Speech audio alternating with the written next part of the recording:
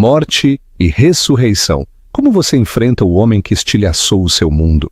O ex-marido de Aitana Campos, Alexandre Matos, a havia descartado por uma modelo glamurosa, acreditando que a tinha deixado quebrada e esquecida. Ele está prestes a fazer a sua grande entrada no evento social da temporada, pronto para ostentar a sua nova vida perfeita. Mas esqueceu-se de um pequeno detalhe: Aitana. E ela não só está de volta, mas chega grávida do seu filho secreto e do braço de um multimilionário solitário que tem o futuro de Alexandre na palma da sua mão. Isso não é só vingança, é um ajuste de contas. Antes de começar, reserva um momento e comenta sua cidade abaixo. É sempre fascinante ver de onde nos sintoniza todo o mundo. Inscreva-se para não perder mais uma história. Capítulo 1. O fantasma no Rio de Janeiro. O reflexo que lhe devolvia a janela salpicada de chuva do seu pequeno apartamento em Copacabana, Rio de Janeiro, não era o da mulher que ela reconhecia, mas o de um fantasma. O fantasma de uma vida que uma vez tinha vivido, uma vida de tardes ensolaradas na Costa Verde e o oco tilintar de taças de champanhe em galas que se desvaneciam umas nas outras. Essa mulher tinha sido a senhora de Alexandre Matos, um título que se sentira como um escudo e uma jaula ao mesmo tempo. Agora era apenas Aitana. E Aitana estava cansada. Os seus ossos doíam com uma fadiga que não tinha nada a ver com a gravidez que ela ocultava do mundo, e tudo a ver com o homem que a tinha causado 6 meses atrás. Passaram-se 6 meses desde que o divórcio foi formalizado, um corte cirúrgico limpo que tinha extirpado o seu casamento de 7 anos com a fria precisão da ambição de Alexandre. Ele chamou-lhe desvinculação consciente. Um termo que ele tinha tirado de um blog de estilo de vida, como se a sua história partilhada fosse um móvel da moda que tinham decidido, mutuamente, descartar.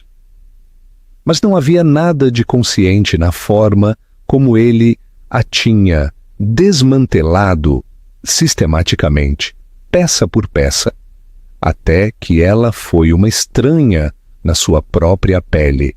Ele tinha lhe dito que era demasiado emocional, demasiado carente, que o seu caráter calmo não se encaixava na imagem dinâmica que ele precisava de projetar como um dos promotores imobiliários mais agressivos da capital.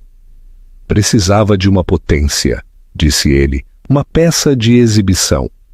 Ele tinha-a encontrado em Vitória Muniz, uma modelo cujo rosto estava atualmente num outdoor na Avenida Paulista, a vender um perfume com um olhar sensual que prometia um mundo de emoção que Aitana nunca conseguira oferecer. Foi através do Instagram, o local da humilhação pública moderna, que Aitana soube do seu noivado, uma foto da mão de Vitória, esguia e bem cuidada, adornada com um diamante tão grande que parecia obsceno, o seu dedo anelar entrelaçado com o de Alexandre. A descrição dizia: sim, um novo capítulo com o meu rei. O post tinha sido uma punhalada no coração. Não porque ainda amasse Alexandre, pois esse amor tinha morrido uma morte lenta e dolorosa muito antes de os papéis serem assinados, mas pela pura e crua crueldade.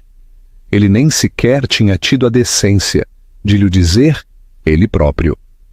Simplesmente tinha seguido em frente, apagando-a como se fosse um rascunho de uma vida que agora estava a aperfeiçoar com um modelo novo e melhorado. A secção de comentários era um mar de bajulações e felicitações do seu círculo de aduladores, a mesma gente que outrora chamara Aitana de sua amiga. Eles desfaziam-se em elogios sobre o quão perfeitos eram Alexandre e Vitória juntos, sobre como eram um power couple, um termo que fazia o estômago de Aitana revirar. A sua mão foi instintivamente para a sua barriga, um gesto suave e protetor. A pequena e crescente curva era a única coisa que era verdadeiramente sua, um segredo, uma complicação, um diminuto pulsar que era simultaneamente uma bênção e um fardo aterrorizante. Tinha-se apercebido 2 semanas depois de Alexandre se ter ido embora. A ironia era tão amarga que a fez rir até chorar. Ele sempre fora ambivalente em relação aos filhos, afirmando que eram uma distração, um peso morto ao seu estilo de vida que o travaria. Não queria estar preso e agora aqui estava ela, ligada a ele da maneira mais irrevogável possível. E ele não tinha nem ideia. O seu apartamento, um acolhedor quarto num edifício no Leblon, era o seu santuário. Estava a um mundo de distância do penthouse estéril de cristal e cromo que tinha partilhado com Alexandre, um lugar que sempre se sentira mais como uma sala de exposições do que como um lar. Aqui as paredes estavam forradas de livros, os móveis eram macios e gastos, e o ar cheirava a papel velho e ao chá de limão que bebia para acalmar as suas náuseas matinais. Era pequeno, mas era seu, pago com o modesto acordo que os advogados de Alexandre tinham considerado generoso. Era justo o suficiente para a impedir de cair na indigência, mas não o suficiente para manter a vida que ele a tinha ensinado a levar. Era, ela sabia, um movimento calculado. Ele queria que ela se fosse embora, mas não tão longe que se tornasse um problema. Queria que ela desaparecesse. Discretamente. Esta noite era a Gala Anual das Estrelas, um deslumbrante evento de caridade que era a joia da coroa da temporada social do Rio. Ela e Alexandre tinham comparecido todos os anos do seu casamento. Era uma noite de espetáculo, de networking disfarçado de filantropia, um palco onde Alexandre brilhava com mais força. Sabia que ele estaria lá com Vitória, exibindo-a como um troféu. A ideia provocou-lhe uma nova onda de náuseas, e desta vez não tinha nada a ver com o bebê. Uma notificação iluminou o ecrã do seu telefone. Era um e-mail dos organizadores do evento, um lembrete genérico sobre a gala. O seu nome ainda estava na lista, uma relíquia esquecida da sua vida passada. Estava prestes a apagá-lo quando uma ideia pequena e perigosa começou a enraizar-se na sua mente. Por que razão teria de ser ela a esconder-se? Por que razão teria de encolher-se nas sombras enquanto ele celebrava a sua nova vida sobre as cinzas da velha? O desequilíbrio de poder sempre fora o terceiro convidado tácito no seu casamento. Ele era o sol, e esperava-se que ela fosse uma lua pálida que refletia. Ele controlava o dinheiro, os amigos, a narrativa. Tinha-a convencido de que não era nada sem ele, de que a sua força tranquila era uma fraqueza. Mas os últimos 6 meses de solidão tinham-lhe ensinado o contrário. Voltou a pintar. As suas telas enchiam-se com as cores vibrantes que tinham estado apagadas por tanto tempo. Reconectou-se com velhos amigos, aqueles que a tinham conhecido antes de Alexandre, aqueles que a viam, não como um acessório, mas como uma líder. E depois havia o bebê. Esta vida minúscula e secreta que crescia dentro dela tinha acendido um instinto feroz e protetor que nunca soubera que possuía. Já não se tratava apenas dela. Tinha de ser forte por eles. Voltou a olhar-se no espelho. Mas desta vez viu algo diferente. Não um fantasma, mas uma mulher à beira de uma transformação. O cansaço ainda estava lá, mas por baixo dele um vislumbre de desafio. Ele queria que ela desaparecesse. Bem, mas primeiro faria com que ele a visse de verdade. Não como a esposa tímida que ele descartara, mas como a mulher e a mãe em que se estava a tornar. O que você faria no lugar de Aitana? Apareceria na festa ou ficaria em casa? Deixa a tua resposta nos comentários. Abriu o seu closet, afastando as roupas sensatas e de cores apagadas que tinha adotado para o agradar. No fundo, embrulhado num saco de roupa, havia um vestido que tinha comprado por capricho em Paris. Uma seda verde esmeralda que brilhava como uma joia. Alexandre tinha-o odiado. Demasiado ostentoso, tinha declarado. Atrai demasiada atenção. Um sorriso lento tocou os lábios de Aitana.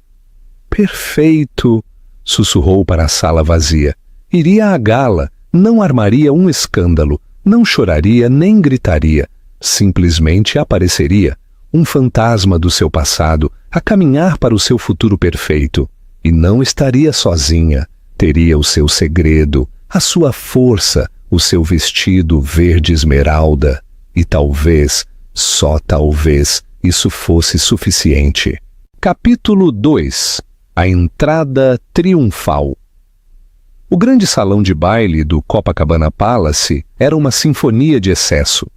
Candelabros de cristal, cada um do tamanho de um carro pequeno, gotejavam luz sobre um mar de smokings e vestidos de design. O ar estava espesso com o cheiro de perfume caro e o murmúrio de conversas, de autocomplacência. Era um lugar onde se ostentavam fortunas. Alianças eram forjadas e reputações feitas ou desfeitas com uma taça de champanhe de época. Para Alexandre Matos, era o seu habitat natural. Estava de pé perto da grande escadaria, um rei a inspecionar a sua corte. Ao seu lado, Vitória Muniz era uma visão em carmesim, um contraste forte e ardente com os tons frios do salão de baile. O vestido, uma criação haute couture que se aderia à sua figura escultural como uma segunda pele, tinha um corte ousadamente baixo, mostrando o colar de diamantes que Alexandre lhe tinha dado naquela manhã. Era uma declaração, tal como a própria Vitória. Ela era a sua aquisição definitiva, a encarnação viva do seu sucesso. «Querido, estás a olhar fixamente», murmurou Vitória, a sua voz um ronronar baixo. Passou um dedo perfeitamente manicurado pela lapela do seu smoking Tom Ford. «Há mais alguém interessante na sala?» Alexandre forçou um sorriso, os seus olhos a esquadrinhar a multidão. «Nunca, meu amor. Apenas estou a garantir que tudo esteja perfeito». Era um homem obcecado pela perfeição, pelo controlo. Cada detalhe da sua vida era curado, desde a arte nas suas paredes até a mulher ao seu lado. Esta noite era o culminar de uma campanha de 6 meses para rebatizar-se. O divórcio desordenado da ratinha e discreta Aitana Campos era uma memória distante, uma nota de rodapé na história da sua ascensão. Vitória era o novo e excitante capítulo. «Alexandre, aí estás!» bramou uma voz. Era César Torres, um contemporâneo no mundo imobiliário, um homem cujo respeito Alexandre ansiava. César era de família abastada, mas admirava a crueldade de Alexandre e a encantadora Vitória. «Vocês são o assunto da cidade. Esse anel...» pavoneou-se Vitória, estendendo a mão para que César o admirasse. «Alexandre tem um gosto requintado», disse, os seus olhos a piscar em direção a Alexandre, um lembrete silencioso do seu valor. «Certamente que tem», acenou César, o seu olhar pousado em Vitória, um momento demasiado longo. «Grande noite para ti, Alexandre. Ouvi dizer que as ofertas finais para o projeto do bairro Itaim Bibi vencem na próxima semana. Rumores dizem que és o favorito. Estamos confiantes», disse Alexandre, a sua voz suave como mármore polido. Era o maior negócio da sua carreira, um projeto que definiria o seu legado e cimentaria o seu lugar no topo da cadeia alimentar imobiliária do Rio. Tudo dependia disso, a sua imagem pública, a sua relação com Vitória, todo o seu futuro. Tudo estava ligado a este acordo. A conversa desviou-se para as tendências do mercado e as leis de zoneamento, uma língua que Alexandre falava com uma graça fluida e predatória. Vitória, por sua vez, desempenhou perfeitamente o papel da noiva adoradora. Acenando nos momentos certos, o seu sorriso nunca vacilou. Mas por baixo da superfície estava aborrecida. Este mundo de homens a falar de dinheiro era um meio para um fim. O fim era o estilo de vida, a segurança, a inveja de outras mulheres. Tinha-se aberto caminho a partir de um bairro operário de Queens, usando o seu rosto e o seu corpo como moeda. Alexandre Matos era o seu maior troféu até agora, e ela não tinha intenção de o perder. Enquanto Alexandre mantinha a conversa, a sua mente desviou-se, sem ser convidada, para Aitana. Sentiu uma pontada de algo que se negava a nomear. Não era culpa, mas sim um incômodo persistente. Esperava que ela se arrastasse para um buraco e desaparecesse. Pagou-lhe. Lavou as mãos dela. E, no entanto, não conseguia livrar-se da sensação de um fio solto. A sua última conversa tinha sido estéril, conduzida através de advogados. Nunca tivera de enfrentar o custo humano e cru da sua decisão. Simplesmente tinha seguido em frente. Lembrou-a neste salão de baile, há 2 anos. Ela tinha usado um simples vestido azul marinho, elegante, mas discreto. Tinha passado a maior parte da noite na mesa das sobremesas, a falar com um dos empregados sobre a sua família no Equador. Ela tinha uma forma de se conectar com as pessoas, uma calidez genuína que ele outrora achara afetuoso e, mais tarde, sufocante. Era uma qualidade que não tinha valor no seu mundo. Era uma responsabilidade. "Está tudo bem, Alexandre?" perguntou Vitória, a sua voz aguda, interrompendo a sua devaneio. "Pareces a 1 milhão de quilômetros de distância, só a pensar no acordo", mentiu suavemente, a tomar um gole do seu champanhe. "A pressão é imensa. Bem, tu tens-me para te ajudar a relaxar mais tarde", sussurrou ela, a sua mão a deslizar do seu braço para a parte inferior das suas costas, um gesto possessivo e promissor. Foi então que ocorreu uma subtil mudança na atmosfera da sala. Um murmúrio de sussurros começou perto da entrada, espalhando-se como uma onda pela multidão. As cabeças viraram-se, as conversas pararam. Alexandre, os seus sentidos afinados às correntes sociais da sala, sentiu-o instantaneamente. Um novo jogador tinha entrado no jogo. Seguiu a linha de visão dos outros convidados e o sangue gelou-lhe nas veias. De pé no topo da grande escadaria, banhada pela luz dos candelabros, estava Aitana Campos. Mas não era a Aitana que ele recordava. A mulher discreta e desculpável, que parecia encolher-se sobre si mesma, tinha desaparecido. No seu lugar havia uma rainha. O vestido verde esmeralda era um corte de cor vibrante e desafiador no mar de tons apagados. Aderia às suas curvas, curvas que eram mais cheias, mais femininas do que ele se lembrava. O seu cabelo, que costumava prender num coque severo, caía-lhe sobre os ombros em suaves ondas loiras cor de mel. O seu rosto, livre da maquilhagem pesada que ele sempre insistira que ela usasse, estava luminoso, os seus olhos claros e brilhantes. Parecia poderosa. Por um momento, Alexandre não conseguia respirar. Era como se um fantasma tivesse entrado na sala, mas um fantasma mais vibrante e vivo do que qualquer um ali. Vitória ficou rígida ao seu lado. As suas unhas, perfeitamente manicuradas, cravaram-se no seu braço. "Quem é aquela?" sibilou ela, a voz impregnada de veneno.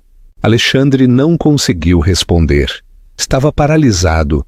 Os olhos de Aitana percorreram a sala, uma inspeção calma e sem pressa.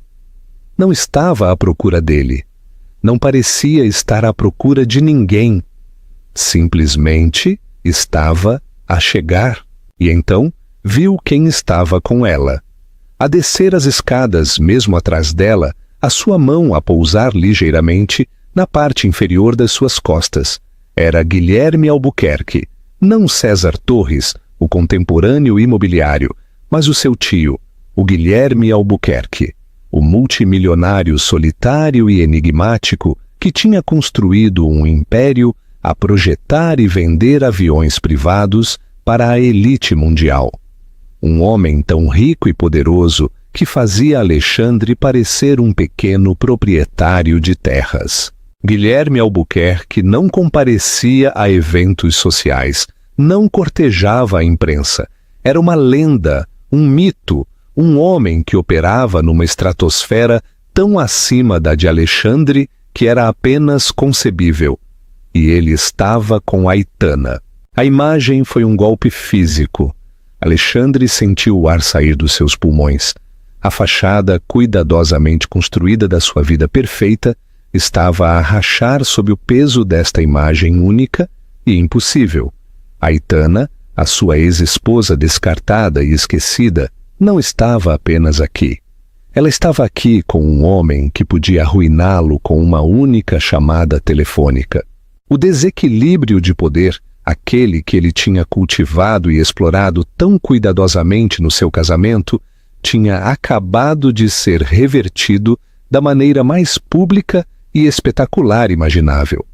Os sussurros na sala tornaram-se mais altos, passando de curiosos para frenéticos. Quem era ela? O que estava a fazer com Guilherme Albuquerque? Alexandre podia sentir centenas de pares de olhos sobre ele. O olhar coletivo do mundo que ele se tinha esforçado tanto por conquistar.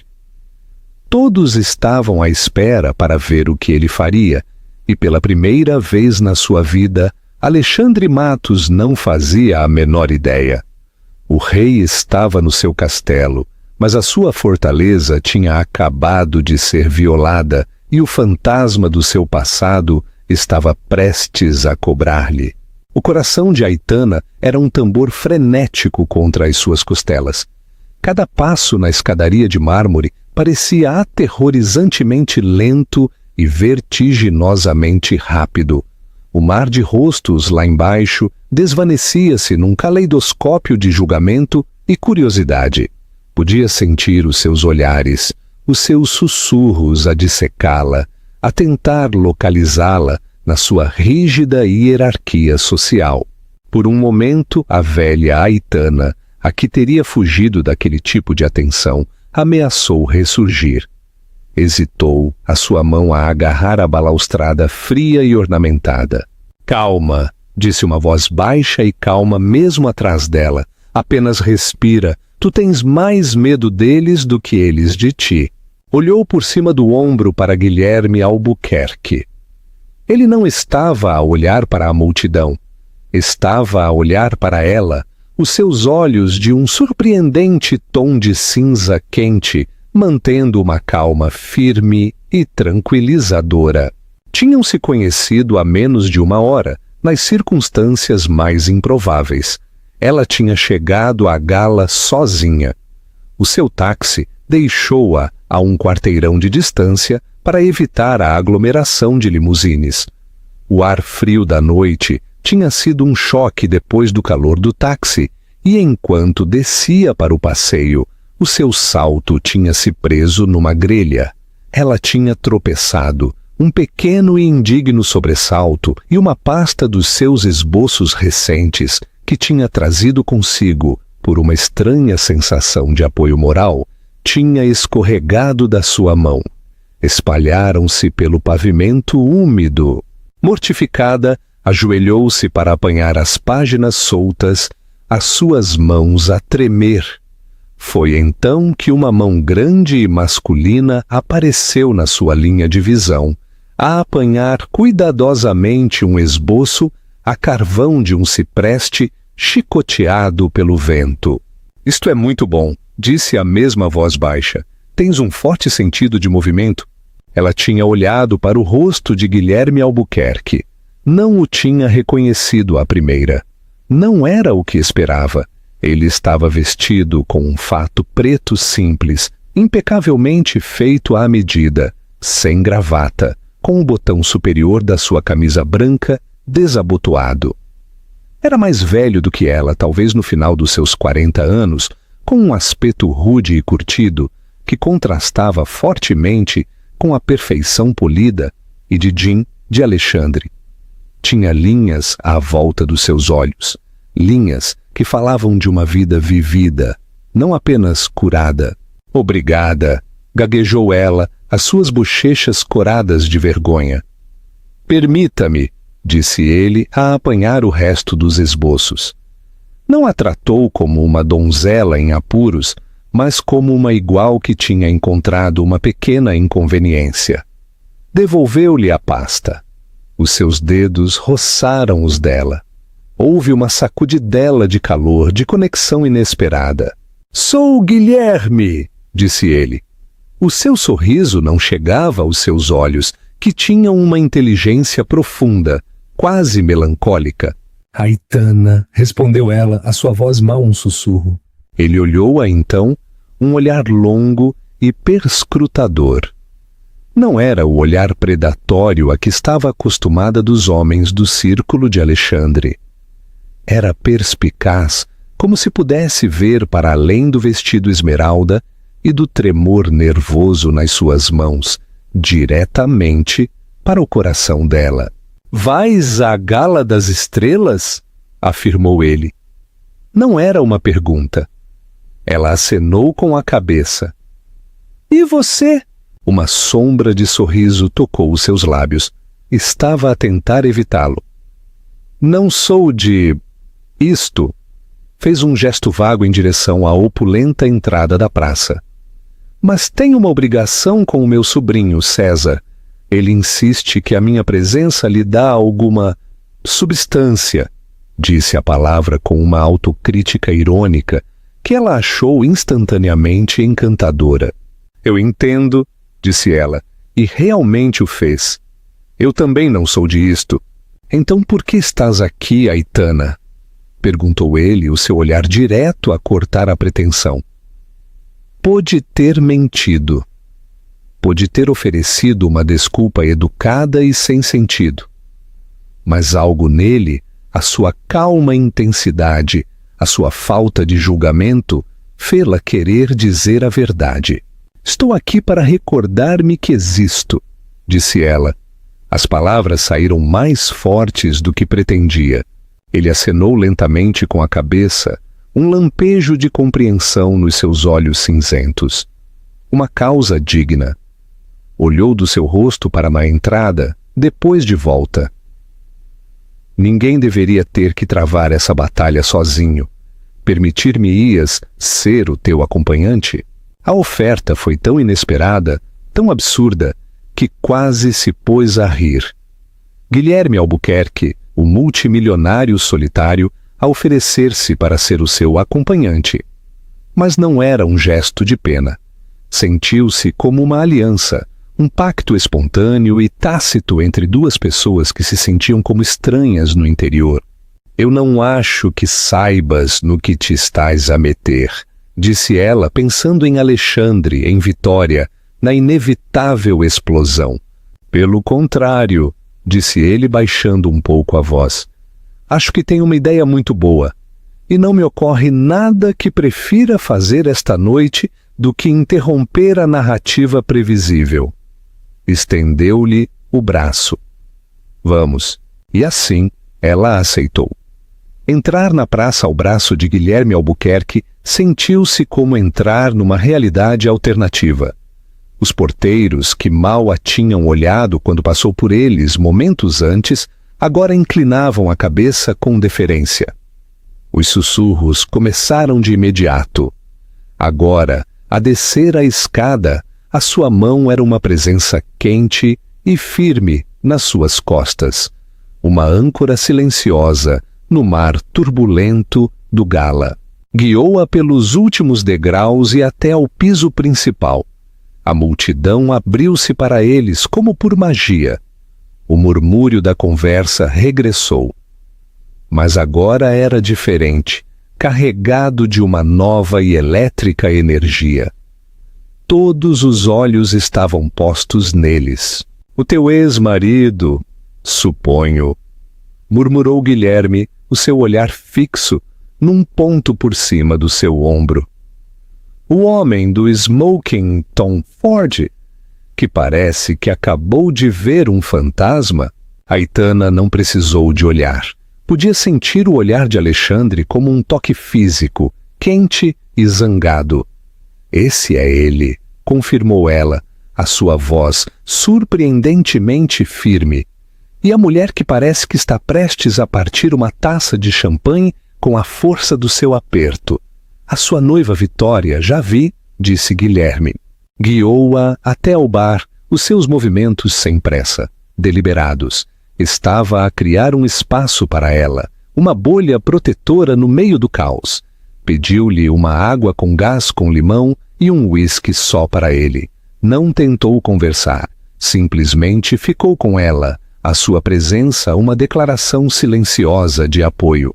As pessoas começaram a aproximar-se deles, não os aduladores servis do círculo de Alexandre, mas um calibre diferente de convidado, um magnata da tecnologia, um artista célebre, um diplomata estrangeiro. Todos cumprimentaram Guilherme com uma mistura de espanto e familiaridade. E ele apresentou Aitana a cada um deles, simplesmente como minha amiga. Não a explicou, não a qualificou.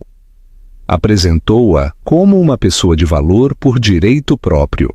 Com cada apresentação, Aitana sentiu que uma parte do seu antigo eu, a mulher segura e inteligente que tinha sido enterrada sob anos de descargas casuais de Alexandre, começava a ressurgir.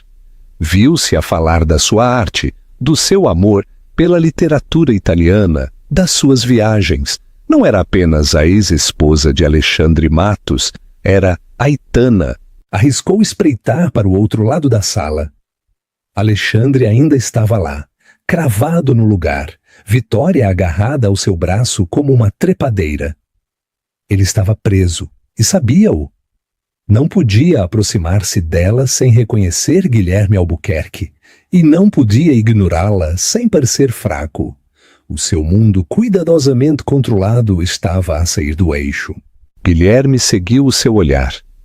Ele subestimou-a, disse em voz baixa, a sua voz só para os ouvidos dela. Ele apagou-me, corrigiu ela, as palavras cruas com uma verdade que nunca tinha proferido em voz alta. Então esta noite, disse Guilherme, virando-se para a olhar por completo, os seus olhos cinzentos, sérios e amáveis. Nós recuperamo-la. Foi nesse momento que Aitana o entendeu. Isto não era apenas um ato de bondade aleatório. Isto era um ato deliberado de resgate. Guilherme Albuquerque, por razões que ela não conseguia compreender, tinha escolhido ser o seu salvador. E enquanto ele estava ao seu lado, uma força calma e inamovível na gaiola dourada do salão de baile. Ela sentiu algo que não sentia há muito, muito tempo. Esperança. Capítulo 3. A revelação chocante. O ar no salão de baile estava denso com perguntas não ditas. A chegada de Aitana com Guilherme Albuquerque tinha enviado uma onda de choque através da sociedade meticulosamente estratificada reunida ali. E as réplicas ainda ecoavam. Alexandre Matos, que estivera a reinar sozinho momentos antes, encontrava-se agora na periferia. O centro gravitacional da sala tinha se deslocado dramaticamente. Observava com o maxilar cerrado como Guilherme e Aitana se moviam pela multidão, não com a energia frenética e de procura de atenção a que ele estava habituado, mas com uma graça calma e segura, que era muito mais poderosa. O que é que ela faz aqui? Sibilou Vitória finalmente, a sua voz a tremer com uma raiva que era mais fria e aterradora do que os seus ciúmes anteriores. E quem raio é aquele com ela? Parece velho. Esse, disse Alexandre, a sua voz tensa, é Guilherme Albuquerque. E não é velho, é poderoso, suficientemente poderoso para comprar este hotel e transformá-lo no seu escritório privado, se lhe apetecesse. Os olhos de Vitória arregalaram-se, a sua raiva momentaneamente substituída por um lampejo de medo e cálculo. Ela entendia o poder e podia ver que o homem com Aitana o possuía em quantidades que ela não conseguia compreender. Isto mudava a equação. Aitana não era apenas uma ex-esposa patética a armar um escândalo. Era uma ameaça. Tens de fazer alguma coisa, insistiu Vitória, o seu aperto no seu braço a tornar-se doloroso. Vai lá, põe-na no seu lugar. E dizer o quê? Disparou Alexandre, a sua compostura finalmente a rachar. Desculpe, Sr. Albuquerque, um dos homens mais influentes do planeta, mas esta é a minha ex-esposa que você está a acompanhar, e eu gostaria que a devolvesse à escuridão que planeei para ela. Sabia que estava encurralado. Cada instinto lhe gritava para reafirmar o seu domínio, para lembrar a Aitana o seu lugar. Mas um olhar para a expressão tranquila e ilegível no rosto de Guilherme Albuquerque disse-lhe que seria um erro catastrófico. Esta era uma liga diferente, um jogo diferente, e ele não conhecia as regras. Entretanto, Aitana começava a sentir uma vertiginosa sensação de empoderamento. O homem ao seu lado era um escudo. A sua reputação tão imensa que desviava os julgamentos mesquinhos e os mexericos maliciosos que de outra forma se teriam dirigido a ela. Pessoas que a teriam ignorado um ano antes, agora, sorriam-lhe, ansiosas por ser apresentadas. Viu-os pelo que eram, traças atraídas por uma chama mais brilhante. Se tivesses que enfrentar alguém que te magoou, o que farias? Falarias com eles ou ignorá-los-ias por completo? Partilha os teus pensamentos na secção de comentários. Estás pronta? Murmurou Guilherme, a sua voz um murmúrio baixo perto do seu ouvido. Pronta para quê? Perguntou ela, o seu coração a começar a bater de novo. Para enfrentar o dragão na sua toca, disse ele, o seu olhar a piscar em direção a Alexandre. É inevitável. Melhor fazê-lo nos nossos termos do que nos dele. Ela respirou fundo, o ar com sabor a champanhe e medo. Tinha razão. Esconder-se no canto era um alívio temporário. A verdadeira prova ainda estava para vir. Deu-lhe um pequeno e decidido aceno de cabeça. Nos seus termos, com uma mão firme nas suas costas, Guilherme começou a caminhar. Não para longe de Alexandre, mas diretamente para ele. Foi um avanço lento e deliberado. E a cada passo, o ruído ambiente do salão de baile pareceu desvanecer-se. A multidão abriu-se à sua frente. Sentiu-se como uma cena de um filme, um confronto de alto risco no coração do território inimigo. Alexandre viu-os a vir e uma raiva primária, quente e possessiva, surgiu nele. Esta era a sua noite, a sua noiva, o seu mundo, e ela estava a caminhar na sua direção como se tivesse todo o direito de estar ali, com um homem que o fazia sentir-se pequeno. Pararam a uns poucos metros de distância, uma distância educada e civilizada que se sentia como um abismo. Os quatro ficaram num quadro silencioso, o ar a chiar com tensão. Foi Guilherme quem falou primeiro, a sua voz suave e desprovida de qualquer emoção discernível. Alexandre, disse ele, um gesto de reconhecimento com a cabeça. Há quanto tempo? Alexandre ficou surpreendido. Guilherme não sabia que virias esta noite. Forçou a sua voz a soar casual, mas saiu tensa e forçada. Foi uma decisão de último minuto, disse Guilherme, os seus olhos a piscar brevemente em direção a Aitana antes de voltar para Alexandre. Encontrei a minha amiga, Aitana, e ela convenceu-me de que era um evento imperdível. A minha amiga, Aitana. As palavras foram um golpe casual e devastador. Ele não a tinha chamado Aitana Matos.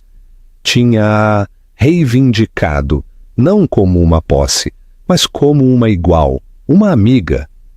Tinha apagado a posse de Alexandre sobre ela com duas simples palavras.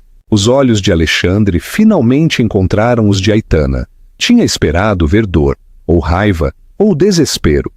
Em vez disso, viu uma força tranquila e silenciosa que não reconhecia. O vestido esmeralda, a postura segura, o olhar claro e firme. Tudo era uma acusação. Esta era a mulher que ele se tinha dito ser fraca, a mulher que tinha descartado. E ele tinha se enganado. Vitória, que nunca se deixava ignorar, deu um passo em frente, o seu sorriso tão afiado como vidro partido. «Bem, que surpresa!» disse ela, os seus olhos a percorrer Aitana com desprezo não disfarçado. «Não sabia que ainda estavas em circulação.» O insulto era claro. «Já não és relevante.» Antes que Aitana pudesse responder, sentiu uma onda de mareio. Um sintoma familiar dos últimos meses. O calor da sala, o estresse do confronto. Tudo estava a tornar-se demasiado. Cambaleou ligeiramente. A sua mão foi instintivamente para a sua barriga, num gesto de proteção. Foi um movimento pequeno, quase imperceptível, mas no silêncio carregado foi um estrondo. Alexandre viu-o. Os seus olhos, que tinham estado cheios de raiva, de repente arregalaram-se com espanto.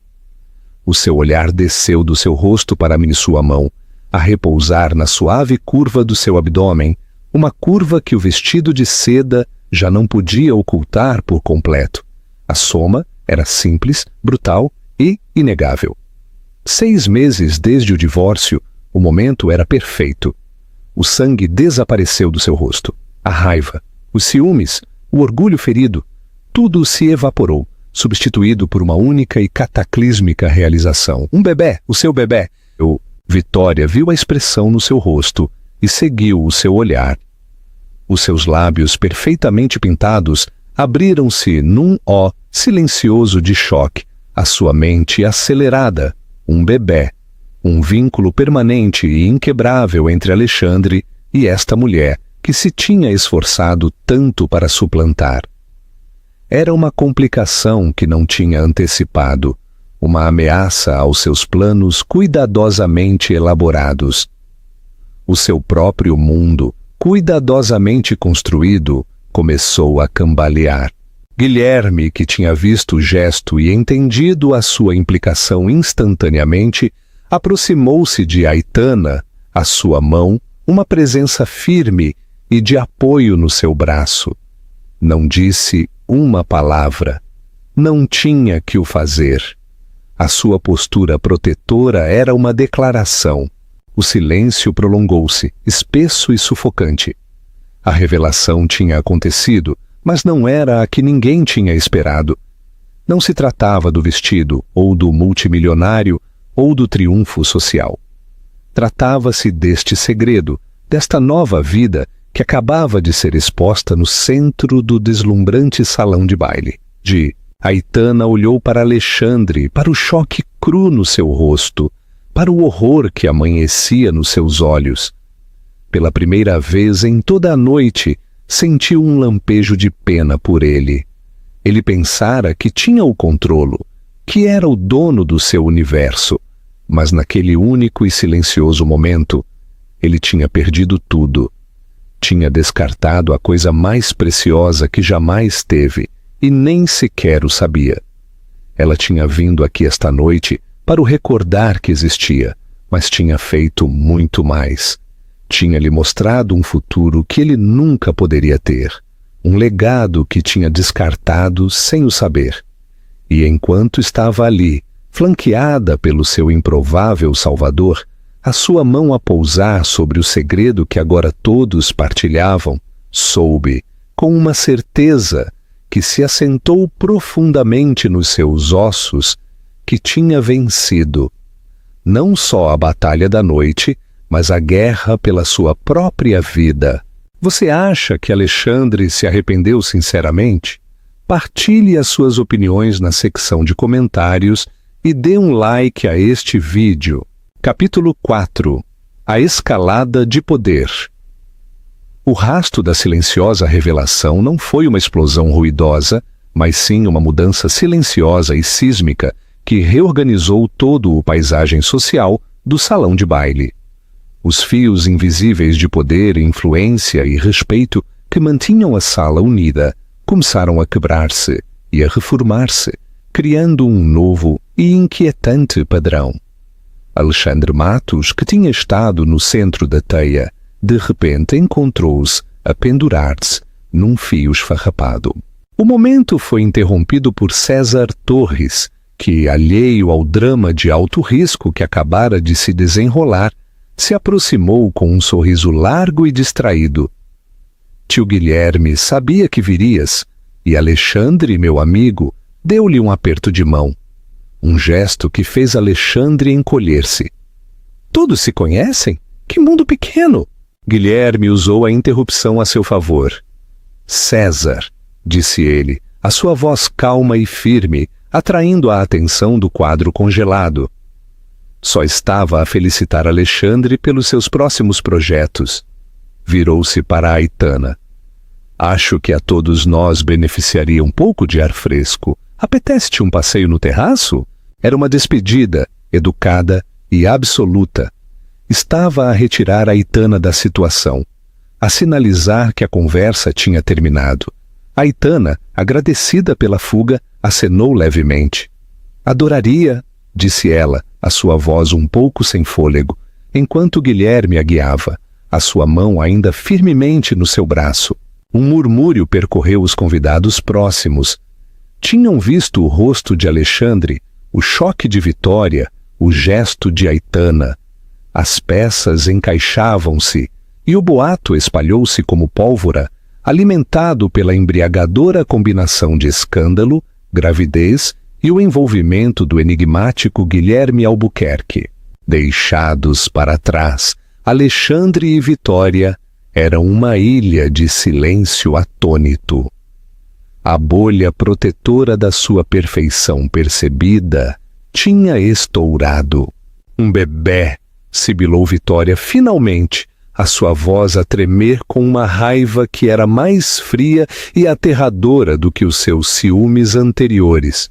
Disseste-me que tinhas acabado com ela. Disseste-me que era uma ruptura limpa. Eu não sabia, balbuciou Alexandre, a sua mente ainda a cambalear. Um filho ou uma filha, uma parte dele, a crescer dentro da mulher que tinha descartado tão cruelmente. As implicações eram assombrosas. Não era apenas uma inconveniência social, era uma reorganização fundamental da sua vida. Não sabias? A risada de Vitória foi um som agudo e feio. Como não ias saber? Estavas tão desligado, tão incompetente? O insulto foi concebido para magoar e atingiu o alvo. A identidade de Alexandre baseava-se inteiramente na sua competência, no seu controlo. Não se suposto acontecer, disse ele, mais para si mesmo do que para ela. Fomos cuidadosos, mas mesmo enquanto o dizia, recordou aquela noite, umas semanas antes de se ir embora, uma noite alimentada por demasiado vinho e uma tristeza desesperada e inexpressiva. Um último e fútil intento de encontrar a conexão que tinham perdido. Tinha sido imprudente, um momento de fraqueza, de que se arrependeu de imediato e que se apressou a esquecer. Até agora olhou à volta da sala. Os rostos que lhe tinham estado a sorrir com admiração e inveja, agora olhavam-no com algo mais. Piedade, curiosidade e um toque de regozijo. Viu os seus rivais de negócios a sussurrar atrás das suas costas, os seus olhos a brilhar com oportunidade. A sua imagem cuidadosamente construída, como um homem que tinha tudo, que era intocável, estava a desmoronar-se diante dos seus olhos. No terraço, o ar fresco da noite era um bálsamo para a pele quente de Aitana.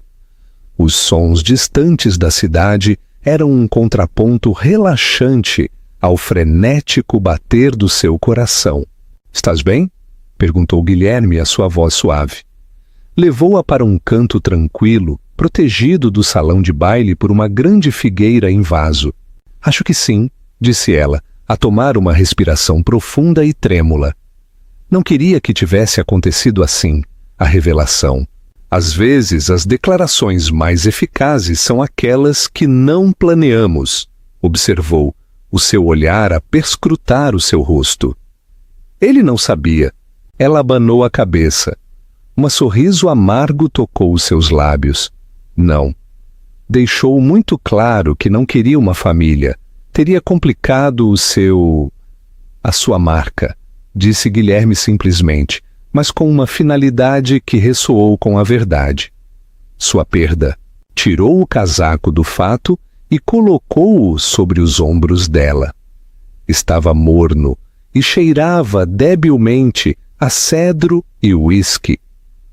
O gesto foi tão inesperadamente amável, tão protetor, que lhe oprimiu a garganta. "Por que estás a fazer isto?" perguntou, a sua voz rouca de emoção. "Por que estás a ser tão bom comigo?" Guilherme apoiou-se na balaustrada a olhar para a extensão do Parque do Flamengo. Durante um longo momento, guardou silêncio. "Digamos que tenho um interesse pessoal em ver homens como Alexandre Matos provar a sua própria medicina", disse. A sua voz baixa e dura. "Tenho visto o que o seu tipo de ambição faz à gente, à boa gente." Havia uma história ali, um vislumbre de um passado que alimentava as suas ações. Não era só um capricho. A sua presença aqui esta noite era pessoal. "É mais do que isso, não é?" insistiu ela suavemente. Ele virou-se para a olhar e nos seus olhos cinzentos ela viu um lampejo de dor antiga. "A minha falecida esposa", começou, a sua voz mais suave agora, "era uma artista, como tu, brilhante, sensível. Trabalhou para um homem como Alexandre, um bully carismático que se atribuiu o mérito das suas ideias e lentamente minou a sua confiança até que ela acreditou que não valia nada. Fez uma pausa, a lembrança ainda crua. Afastou-se da sua arte, de si mesma, perdia muito antes de ela morrer. A confissão flutuou no ar entre eles, um momento de profunda vulnerabilidade partilhada. O coração de Aitana encolheu por ele, pela mulher que tinha perdido. Ela entendeu agora. Ele não a estava a salvar. Estava a honrar a memória da sua esposa. Ao ajudá-la, estava a travar uma batalha que já tinha perdido uma vez. "Lamento muito, Guilherme", sussurrou ela. Ele dedicou-lhe um sorriso triste e pequeno. "Não lamentes, sê forte. Sê a mulher que ela nunca teve a oportunidade de ser. Vive a tua vida. Cria a tua arte. Cria o teu filho. Essa é a melhor vingança que podes ter. E claro, não te esqueças de dar like a este vídeo e de o partilhar com os teus amigos. Subscreve para ver mais histórias como esta." Lá dentro, a base do mundo de Alexandre continuava a rachar. Um potencial investidor para o projeto do bairro Itaim Bibi, um homem que ele tinha estado a cortejar durante meses, aproximou-se dele. A sua expressão fria. "Alexandre, que noite! Olha, sobre a nossa reunião na próxima semana, vamos adiá-la. Acho que precisamos de ver como as coisas se ajeitam." Não precisava dizer mais. O homem estava a recuar. O escândalo, a instabilidade percebida, a conexão com Guilherme Albuquerque. Tudo fazia de Alexandre uma aposta arriscada. Alexandre viu-o afastar-se. Um frio temor instalou-se nos seus ossos. Tinha construído o seu império sobre uma ilusão de invencibilidade.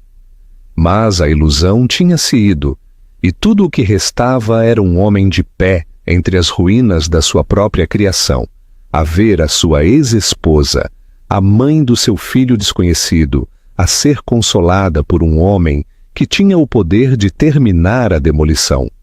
O desequilíbrio de poder não só se tinha invertido, tinha se tornado um deslizamento de terra, e Alexandre estava no lado errado. Capítulo 5. O recomeço silencioso.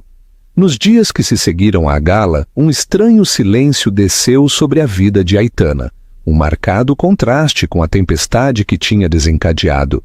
A esperada avalanche de chamadas de conhecidos mexeriqueiros e da imprensa intrometida nunca chegou. Era como se um escudo, protetor e invisível, tivesse sido erguido à sua volta. Ela soube, sem que lhe o dissessem, que era obra de Guilherme. A sua influência silenciosa e formidável estava em jogo, garantindo que a deixassem em paz. Ele ligou-lhe na manhã seguinte. Não uma mensagem, mas uma chamada telefônica completa. A sua voz, calma e firme, era uma presença tranquilizadora. Confio que te estejas a recuperar das festividades de ontem à noite? Perguntou com um toque de humor seco no seu tom. Não tenho a certeza de que festividade seja a palavra que usaria, respondeu ela, um pequeno sorriso a surgir nos seus lábios. Mas sim, estou bem. Obrigada, Guilherme, por tudo. Tem sido um prazer, disse ele. Tenho uma proposta para ti, Aitana. Tenho uma pequena casa de campo na minha propriedade no norte. É tranquila, privada. A luz é perfeita para pintar. Pensei que gostarias de usá-la por um tempo para te afastares da cidade, para trabalhar, para respirar. A oferta era avassaladora na sua generosidade. Uma casa de campo na propriedade de um multimilionário. Soava a algo saído de um conto de fadas. Não sei o que dizer, balbuciou ela. Não digas nada, disse ele com firmeza, mas com amabilidade. O lugar está vazio e, francamente, eu desfrutaria da companhia. Os terrenos são vastos. Não terias de me ver de todo se não o desejasses. Houve uma pausa. Pensa nisso como uma residência de artista, sem amarras. Ela sabia que devia recusar, que era uma imposição demasiado grande. Mas a ideia de escapar da cidade, de estar rodeada de natureza, de ter um lugar seguro e tranquilo para processar tudo e preparar-se para o bebê, era um canto de sereia irresistível. Está bem, disse a sua voz suave. Sim, eu gostaria muito. 2 dias depois, um discreto carro preto chegou para levar ela e os seus poucos pertences para o norte. A propriedade era uma extensão de colinas ondulantes, árvores antigas e jardins bem cuidados aninhados no coração do Vale do Paraíba. A casa principal era uma magnífica mansão de pedra, mas o carro contornou-a seguindo um caminho de gravilha sinuoso até um canto isolado da propriedade. A casa de campo era perfeita. Era um encantador edifício de pedra coberto de era, com uma grande janela virada a norte que inundava a sala principal com a luz suave e constante com que os pintores sonham. Por dentro era acolhedora e estava lindamente mobilada com um grande cavalete já montado perto da janela. Havia uma cozinha totalmente equipada e um quarto com vista para um sereno lago privado. Era um refúgio. Durante a primeira semana, não viu ninguém. Pintou com um fervor que não sentia há anos. As cores das suas telas eram audazes e vibrantes. Caminhou junto ao lago, tirou cestas ao sol da tarde e cozinhou refeições simples e nutritivas para ela e a diminuta vida que crescia dentro dela. A cidade, com o seu ruído e os seus fantasmas, sentia-se a 1 milhão de quilômetros de distância. O cansaço que se tinha instalado nos seus ossos começou a dissipar-se, substituído por uma crescente sensação de paz e força. Guilherme, fiel à sua palavra, respeitou a sua privacidade, mas deixava coisas no alpendre da casa de campo, um cesto de vegetais frescos da sua horta, uma coleção de livros de arte da sua biblioteca, um chá raro e perfumado que pensou que ela gostaria. Eram pequenos gestos atenciosos que diziam muito. Ele estava a cuidar dela, mas a uma distância respeitosa. Uma tarde, enquanto via o pôr do sol pintar o lago em tons de laranja e rosa, ele apareceu caminhando lentamente pelo caminho desde a casa principal. Não era imponente, simplesmente presente. Espero não estar a interromper, disse parando a uma distância prudente. De todo! Disse ela, que apontando para outra cadeira adirondaque no seu pequeno pátio. Por favor! Ele sentou-se e um silêncio confortável instalou-se entre eles. Viram o último pedaço de sol desaparecer atrás das colinas. Hoje soube algo do meu sobrinho, disse finalmente a sua voz casual. Parece que Alexandre Matos está a ter alguns problemas com o seu projeto do bairro Itaim Bibi. O coração de Aitana deu um pequeno bater de asas. Ah, os principais investidores estão a recuar, continuou Guilherme, o seu olhar fixo na água que escurecia. Preocupa-lhes a sua estabilidade pessoal. Parece que um divórcio público desordenado, uma gravidez surpresa e a percepção geral de que se ganhou um inimigo poderoso não são bons para os negócios. Disse-o sem um rasto de regozijo, uma simples declaração de facto. E esse inimigo és tu? Perguntou ela em voz baixa. Ele virou-se para olhar, a sua expressão ilegível no crepúsculo. Não fiz uma única chamada telefônica, Aitana. Não tive de o fazer. Homens como Alexandre constroem os seus impérios sobre uma base de percepção. Tudo o que fiz foi aparecer e rachar a fachada. O resto é apenas a gravidade. Ela acreditou nele. O seu poder não estava na ação manifesta, mas na sua própria existência. Ele era o padrão contra o qual homens como Alexandre eram medidos e encontrados deficientes. Ligou-me, confessou as palavras com sabor a cinza. 2 vezes, não atendi. O que achas que ele quer? Não sei, disse honestamente. Gritar comigo? Exigir um teste de paternidade? Tentar. O quê? Brincar as famílias felizes? Não consigo imaginar nenhum cenário que não seja sobre ele, sobre o que ele precisa, sobre o que ele quer controlar. E o que queres tu? Perguntou Guilherme, a pergunta simples, mas profunda. Ela olhou para suas mãos que descansavam sobre a sua barriga. Quero ter este bebé. Quero criá-lo, ou a ela, num mundo que seja seguro, tranquilo e cheio de amor. Quero pintar. Quero construir uma vida que seja minha, não uma extensão da de outra pessoa. A sua voz era firme, a incerteza tinha desaparecido. Este tempo, na casa de campo, tinha clarificado tudo. Isso parece um bom plano, disse a sua voz quente com aprovação. Sentaram-se em silêncio de novo, mas era um silêncio cheio de uma compreensão profunda e inexpressiva. Isto era mais do que uma amizade, mais do que uma aliança de conveniência. Era uma conexão forjada na dor partilhada e um desejo mútuo de uma forma de vida mais tranquila e autêntica. Ele via-a não como uma coisa quebrada que devia ser arranjada, mas como uma mulher forte e resistente que estava a florescer. E ela via-o não como um magnate multimilionário, mas como um homem amável e ferido, que à sua maneira tentava sarar. Guilherme, disse virando-se para ele, a tua esposa disseste que era uma artista. Tinha um nome? Um sorriso suave e triste tocou os seus lábios. O nome dela era Marisa Alves, disse. E ela teria gostado muito de ti. Nesse momento, sob o vasto céu salpicado de estrelas, Aitana sentiu que o último dos seus velhos medos desaparecia. Já não era uma vítima da história de Alexandre. Era a autora da sua própria. E este homem tranquilo e poderoso ao seu lado não era só o seu salvador.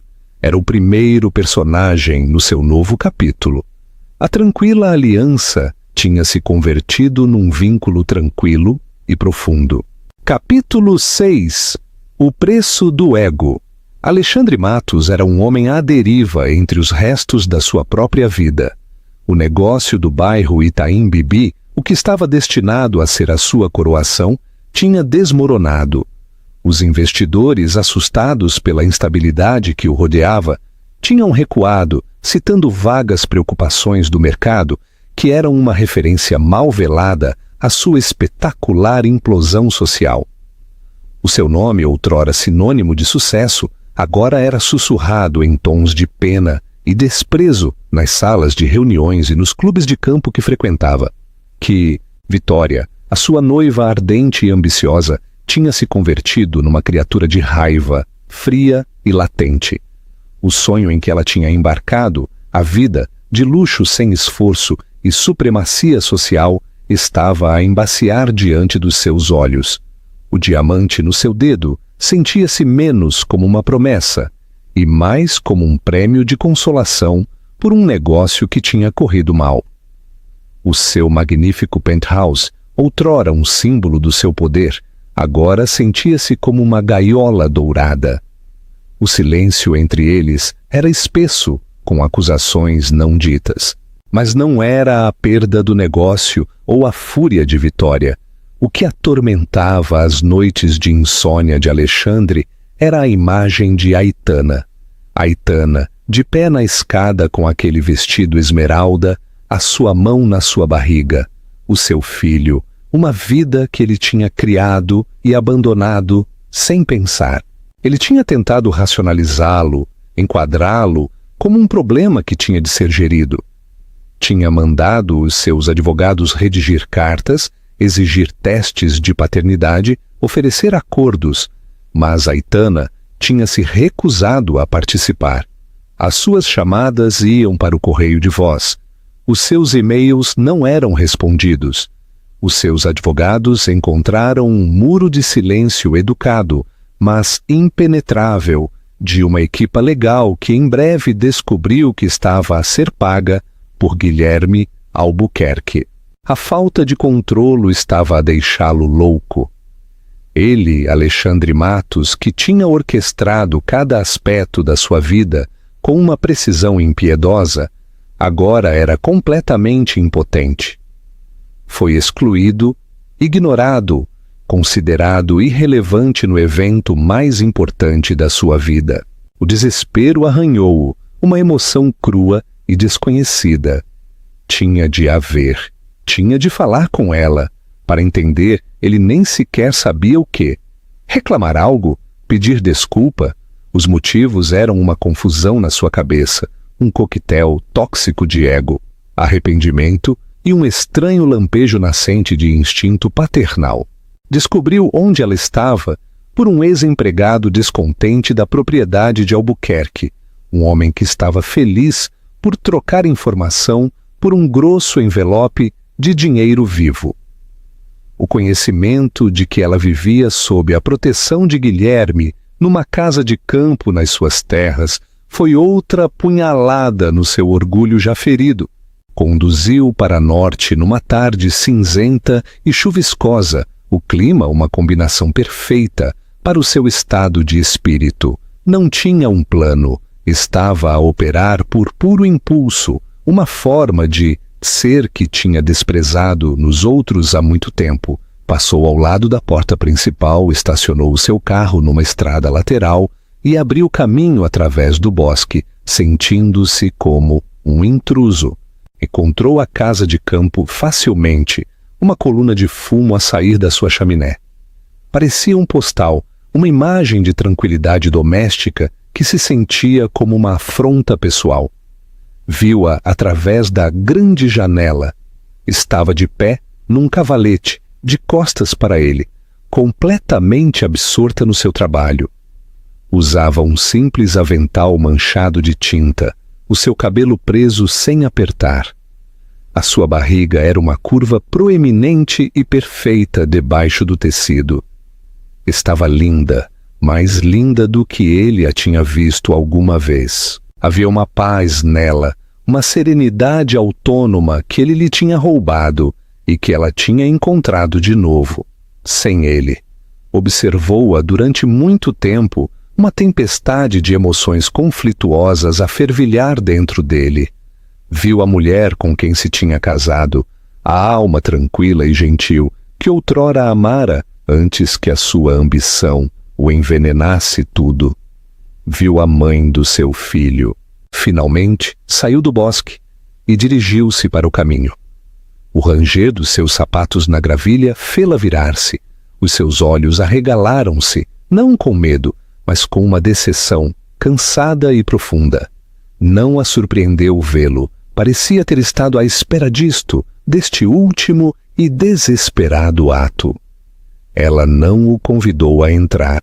Simplesmente saiu para o alpendre, apertando o seu avental à volta dela. Um gesto protetor. Alexandre, disse a sua voz plana, não devias estar aqui. Tinha de te ver, Aitana, disse ele a sua voz rouca. Precisamos de falar. Não há nada para falar, disse ela, a sua calma mais inquietante do que qualquer raiva que ela tivesse tido. Tomaste as tuas decisões, eu estou a tomar as minhas. O nosso filho não é uma decisão que possas tomar sozinha. Espetou ele as palavras cruas e possessivas. Esse também é o meu bebé. Um sorriso triste e sábio tocou os seus lábios. É? Não querias um bebé, Alexandre? Querias uma dinastia. Querias um legado. Mas um legado não é um edifício com o teu nome. É uma pessoa. E tu não querias uma pessoa. Querias uma ideia. As suas palavras foram como navalhas, despojando os seus autoenganos, deixando a descoberto os seus patéticos motivos. Cometi um erro, sussurrou. A admissão custou-lhe tudo. Um erro terrível. Sim, cometeste, concordou ela, a sua voz ainda tranquila, mas agora com um núcleo de aço. Cometeste um erro quando decidiste que o meu amor era um passivo. Cometeste um erro quando pensaste que podias desfazer-te de mim como um móvel velho. E cometeste um erro quando pensaste que o teu dinheiro podia arranjar tudo. Deu um passo mais perto e pela primeira vez ele viu não só força nos seus olhos, mas um abismo de pena profundo e intransponível. Não podes fazer isto, Alexandre. Não podes arruinar a minha vida e depois aparecer quando te sentes sozinho e exigir ser parte da única coisa boa que saiu dos destroços. Este bebé merece algo melhor do que isso. Este bebé merece um pai, não um senhorio. Cada palavra era um prego no caixão do seu antigo eu. Tinha vindo aqui para um ajuste de contas e estava a recebê-lo. Mas não era o que ele tinha imaginado. Tinha pensado que ele seria quem faria as exigências, estabeleceria os termos.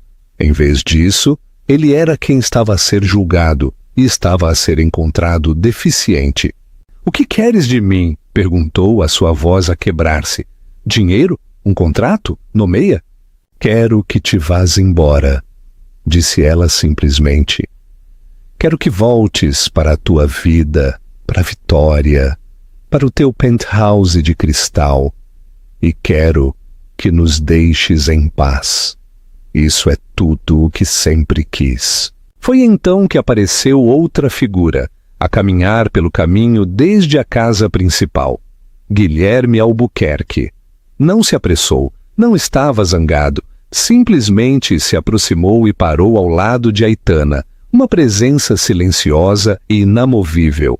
Pôs uma mão no seu ombro, um gesto de apoio tranquilo e sólido. Olhou para Alexandre, os seus olhos cinzentos, sem malícia, apenas uma despedida final e profunda. Alexandre olhou do rosto resoluto de Aitana para a postura protetora de Guilherme. Viu a sua tranquila aliança, o vínculo profundo e tácito entre eles. Viu a vida que estavam a construir ali, uma vida de paz e arte e afeto genuíno, uma vida que não tinha espaço para ele. Ele tinha perdido tudo, o negócio, o respeito, a mulher que nunca tinha apreciado de verdade e o filho que nunca chegaria a conhecer. A realização foi um golpe físico, tirando-lhe o ar dos pulmões, fazendo-o cair de joelhos no caminho de gravilha úmida. Este era o seu ajuste de contas, não uma luta, não uma negociação, mas um momento de clareza tranquilo e devastador.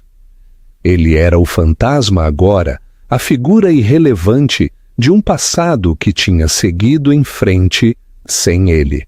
O que você pensa do final de Alexandre? Ele merecia isso? Deixe o seu comentário e partilhe este vídeo.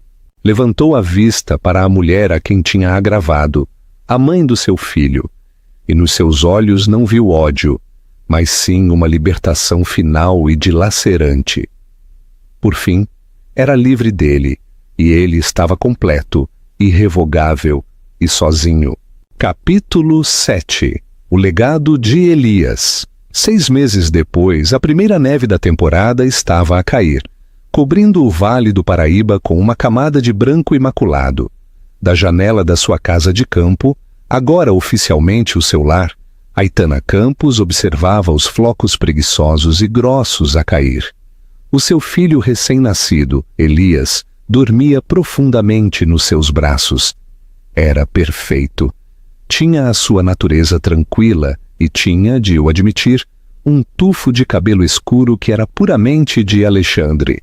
Mas ao olhá-lo, não sentiu amargura, apenas um amor profundo e avassalador. A casa de campo tinha se tornado o seu mundo, um santuário de criação e nova vida.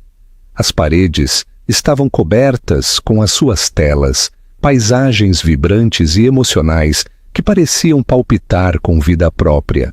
Uma galeria no bairro de Ipanema, propriedade de um amigo de Guilherme, tinha visto o seu trabalho e oferecer-lhe uma exposição individual. A primeira, a residência de artista, tinha se tornado uma carreira. A sua relação com Guilherme tinha florescido da maneira tranquila e sem pressas das coisas que estão destinadas a durar. Não era um romance ardente e apaixonado, mas uma companhia profunda e constante, construída sobre o respeito mútuo, as vulnerabilidades partilhadas e o amor pelos momentos tranquilos. Ele era uma presença constante e gentil na vida dela e de Elias. Lia as notícias financeiras em voz alta para o bebê, afirmando que era importante entender os mercados cedo. Uma piada que sempre fazia Aitana rir.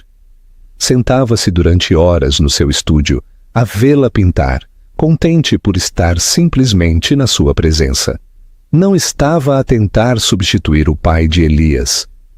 Simplesmente estava a ser o homem que era, um homem amável e decente que se tinha metido para preencher um vazio. Era uma família, não uma convencional, mas uma real, forjada no cadinho da traição e reconstruída sobre uma base de confiança. Uma tarde, chegou um pacote. Era uma caixa grande e plana, sem endereço de remetente. Só um carimbo de São Paulo. Dentro, embrulhada em papel pardo liso, havia uma pintura. Era uma peça pequena e requintada, de um artista do século XIX que ela admirava, um pintor conhecido pelas suas paisagens serenas e cheias de luz. Escondida no canto da moldura, havia uma pequena nota escrita à mão. Aitana, não há palavras para desfazer o que fiz. Eu sei. Não há desculpa para a minha cegueira, a minha crueldade. Passei os últimos 6 meses a entender o verdadeiro significado da palavra falência, e não tem nada a ver com dinheiro. Vi o anúncio da tua exposição. Parabéns, não me surpreende. Sempre soube que eras brilhante. Simplesmente era demasiado arrogante para o admitir. Isto não é um presente para comprar o perdão. Sei que isso não está à venda.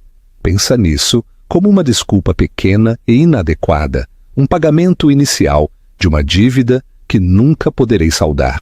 Não te incomodarei mais. Assinei todos os papéis necessários.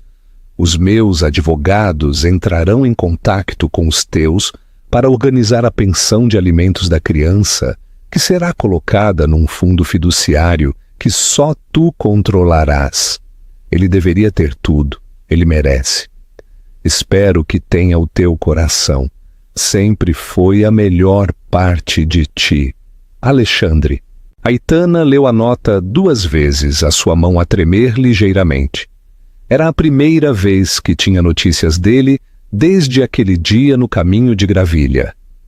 As palavras eram simples, despojadas da sua habitual fanfarronice e arrogância. Soavam genuínas. Olhou para a pintura, uma cena de um bosque tranquilo e salpicado de sol. Era uma oferenda de paz, uma admissão de tudo o que tinha perdido. Mostrou a nota a Guilherme essa noite enquanto se sentavam junto à lareira, Elias a balbuciar suavemente no seu berço. Ele leu-a, a sua expressão pensativa. Parece que o homem é capaz de aprender, disse em voz baixa. O que é que eu faço? Perguntou ela. Fazes o que te parecer certo, disse ele pegando na sua mão. A jornada dele é a dele agora. Já não tem de se cruzar com a tua, a menos que tu o desejes. Ela pensou nisso durante muito tempo. A velha Aitana ter-se-ia consumido pelo gesto, pela conexão persistente. Mas ela não era a velha Aitana. Aproximou-se do berço e olhou para o seu filho. O seu futuro estava aqui, nesta sala. Estava no cheiro a pó de bebé e terebintina, no calor da mão de Guilherme, no som constante e rítmico do seu próprio coração. Não lhe escreveria de volta, não rejeitaria o presente, simplesmente o aceitaria pelo que era, o capítulo final e definitivo de um livro que já não estava a ler. Penduraria a pintura no quarto de Elias, um lembrete silencioso de que mesmo da grande dor algo bonito podia crescer. Umas semanas mais tarde, na noite de abertura da sua exposição na galeria, a sala estava apinhada. Os seus quadros, as suas paisagens vibrantes e emocionais eram um sucesso espantoso. Os críticos murmuravam, os colecionadores compravam. Aitana estava de pé no centro de tudo, com Elias amarrado ao seu peito num porta-bebés, Guilherme ao seu lado. O seu orgulho por ela irradiava como um calor físico. Do outro lado da sala, perto da saída, um homem estava de pé nas sombras, meio escondido por um pilar. Era Alexandre. Parecia mais magro. O seu fato caro ficava-lhe um pouco folgado. Não estava com Vitória. As colunas de mexericos tinham relatado a sua separação amigável semanas atrás. Estava sozinho. Não estava a olhar para as pinturas, estava a olhar para Aitana, para Elias, para Guilherme. Estava a ver a vida que tinha descartado. Os seus olhos encontraram-se por um breve e fugaz segundo através da sala cheia de gente. Ele deu-lhe um pequeno, quase imperceptível, aceno de reconhecimento, de concessão. Depois virou-se e esgueirou-se para a noite fria, um fantasma que finalmente aceitava o seu lugar no passado. Aitana sentiu uma sensação de libertação, uma ruptura final do cordão. Virou-se para Guilherme. Um sorriso brilhante e genuíno iluminou o seu rosto. Acho que estou pronta para uma taça de champanhe, disse. Ele devolveu-lhe o sorriso. Os seus olhos cinzentos, cheios de um amor que era tão tranquilo e profundo como o vale que chamavam lar. Acho que tu mereceste, disse, enquanto lhe entregava uma taça. Ela olhou à sua volta na sala, para a sua arte, para a vida que tinha construído. Tinha enfrentado a traição e tinha encontrado a força. Tinha suportado um desequilíbrio de poder e tinha descoberto o seu próprio. Tinha encontrado a redenção, não na vingança, mas na criação. Tinha encontrado um tipo diferente de riqueza, uma que não se podia medir em carteiras de ações ou metros quadrados, mas no amor, na paz e nas cores brilhantes e ilimitadas da sua própria tela. E era mais do que jamais tinha sonhado.